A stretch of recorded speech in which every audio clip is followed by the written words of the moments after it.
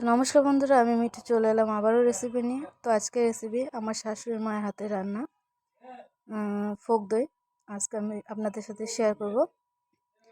তো প্রথমে যেটা করতে হবে, আমাকে কয়েকটা তাজা কচু পাতা লাগবে। তো আমি এখানে চলে যাচ্ছি কচু পাতা আনতে। আমি এখানে একদম কচি কচি পাতাগুলো নেব।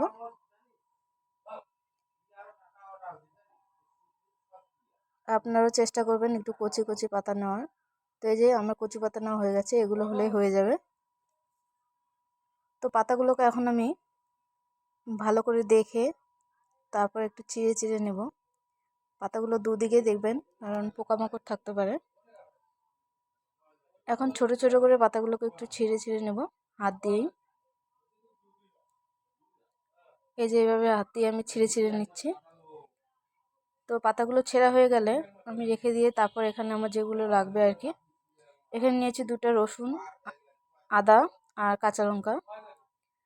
তো এখন আমি যেটা করব, চালগুলোকে ভেজে নেব।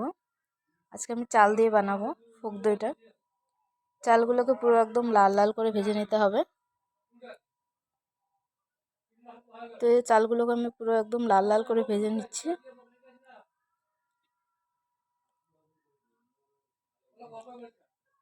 তো চালগুলো ভাজা হয়ে গেছে, আমি রেখে দিলাম। তারপর এখানে কড়াইয়ে জল দিয়ে ওখানে আমি রসুনগুলোকে থেতু করে দিয়ে তারপর কাঁচা লঙ্কা চিড়ে, তারপর জলটা যখন একটু ফুটে আসবে তখন আমি দিয়ে দেবো খাওয়া সোডা। আর এখানে দিয়ে দিচ্ছি যে কচু পাতাগুলো যে আমি ছিঁড়ে রেখেছিলাম, সেই পাতাগুলো আমি দিয়ে দিচ্ছি।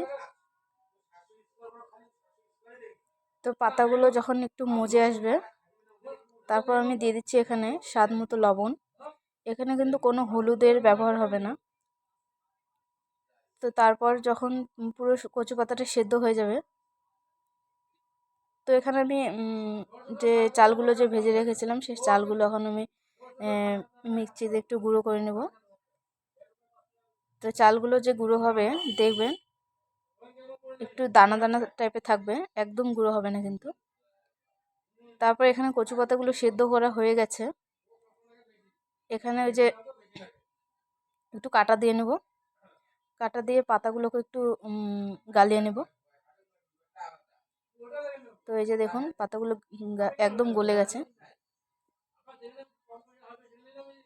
এখন দিয়ে দেবো যে চাল বাটাটা যে ছিল সেটা আমি জল দিয়ে গুলিয়ে তারপর দিয়ে দিচ্ছি।